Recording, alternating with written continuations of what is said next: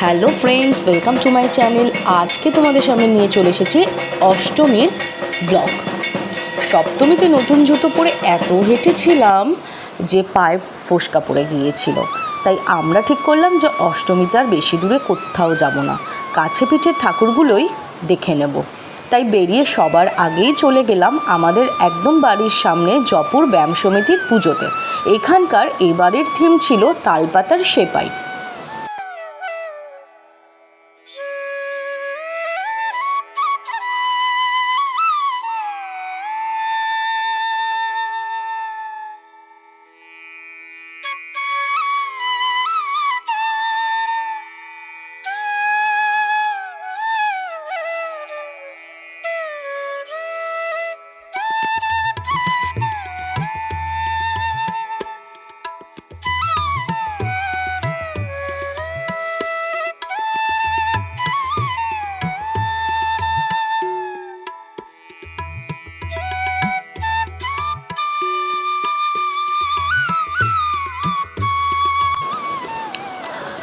এরপর আমরা চলে গেলাম কালিন্দির বড় মাঠের পুজোতে। এই প্যান্ডেলটি একটি মন্দিরের আদলে তৈরি করেছে, একদম এক্সট্রাঅর্ডিনারি। কিন্তু সেরকম কিছু থিম না করলেও লাইটিং এর জন্য প্যান্ডেলটা দেখতে ভীষণই সুন্দর লাগছিল।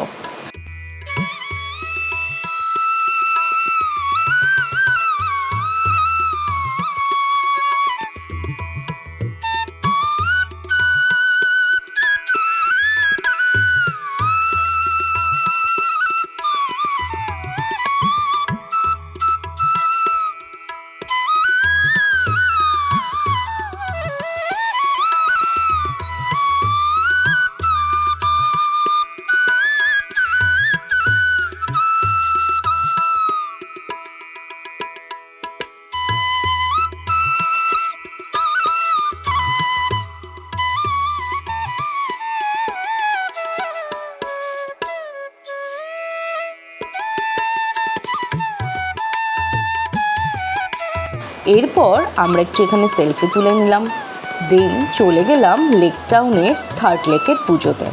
এখানে দক্ষিণেশ্বর মন্দিরের আদলে প্যান্ডেল বানিয়েছিল।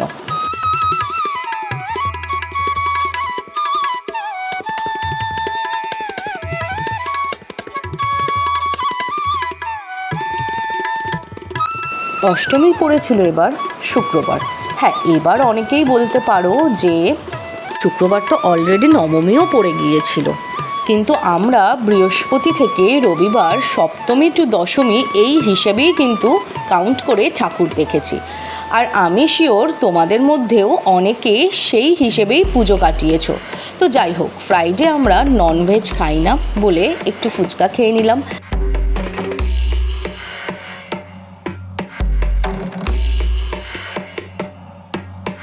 তারপর আমরা চলে গেলাম গোয়ালা বাগানের পুজোতে। এখানকার এবারের থিম ছিল পুঁজিবাদ। এখানে একটি গ্রাম্য পরিবেশ গড়ে তোলা হয়েছিল এবং কিভাবে পুঁজিবাদের বড় বড় পা সেটিকে ভেঙে গুঁড়িয়ে দিচ্ছে সেটা খুব সুন্দর আঙ্গিকেই কিন্তু এখানে ফুটিয়ে তোলা হয়েছে।